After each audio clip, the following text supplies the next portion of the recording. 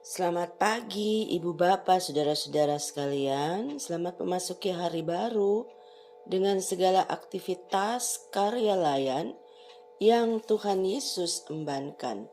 Selamat mengerjakan setiap karya layan yang Tuhan percayakan.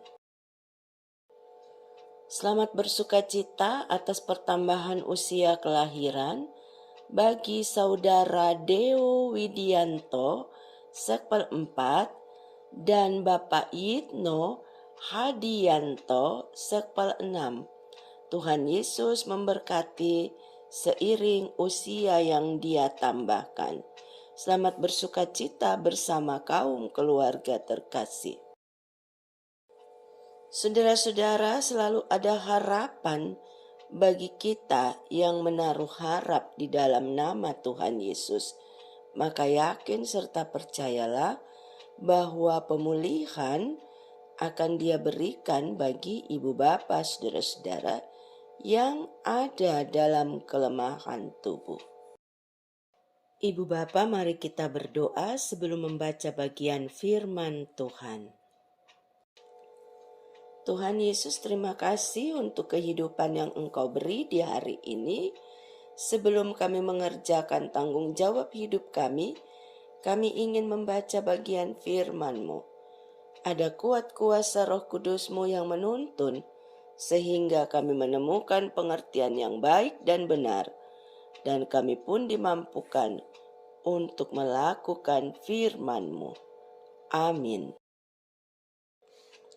Bacaan firman Tuhan di pagi hari ini terambil dari kitab Ulangan 19 ayat 1 sampai 10. Dan Ibu Pendeta akan membaca di ayatnya yang ke-10.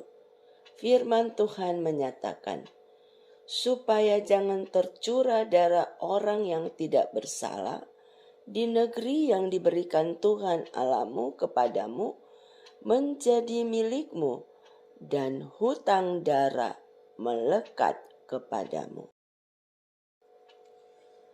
Mengampuni seseorang yang telah berbuat salah, nanti dulu. Mungkin itu yang ada dalam pikiran kita saat ini. Namun ibu bapa kekasih-kekasih Tuhan, bacaan pagi hari ini berbicara tentang mengampuni orang yang secara tidak sengaja melakukan kesalahan sehingga mengakibatkan kematian bagi orang lain. Tuhan sangat mengenal hati seseorang yang berduka atau keluarga yang ditinggalkan. Tentunya keluarga atau seseorang yang berduka menginginkan keadilan. Sebagaimana yang kita ketahui, hukum yang berlaku kala itu mata ganti mata, gigi ganti gigi. Akan tetapi Tuhan juga memperhitungkan ketidaksengajaan yang dilakukan oleh orang yang pada akhirnya membunuh sesamanya. Karena itu, jalan tengah yang diambil orang yang tidak sengaja membunuh itu dapat melarikan diri ke daerah yang telah ditentukan, supaya jika ada pihak yang ingin mengejarnya, saking jauhnya perjalanan mengejar ia, maka akan berubah pikiran di tengah jalan dan merenungkan serta mengurungkan niatnya. Memang tidak semua perbuatan orang yang jahat kepada kita harus kita balas setimpal. Bacaan ini memberi alasan, yaitu bisa jadi orang itu sebenarnya tidak sengaja menyakiti kita. Jika memang tidak sengaja. Karena ketidaksengajaan itu, ia berhak atas pengampunan dan kesempatan untuk memperbaiki diri. Dan di sisi lain, Tuhan menghendaki adanya jarak antara kita dengan orang itu.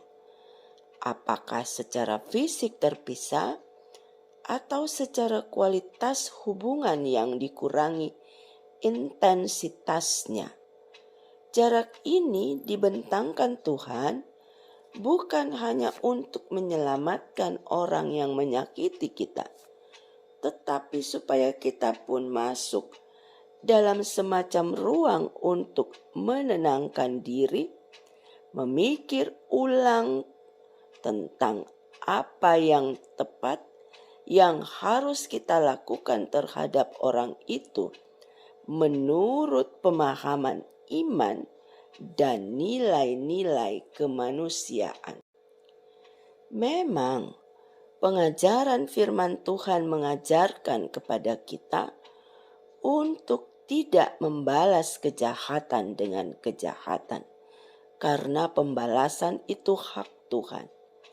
Dan perenungan pagi hari ini juga mendidik kita bahwa orang yang tidak sengaja melakukan kesalahan berhak untuk diperlakukan dengan adil, dan dalam memperlakukan orang itu, keberadaban kitalah yang diuji.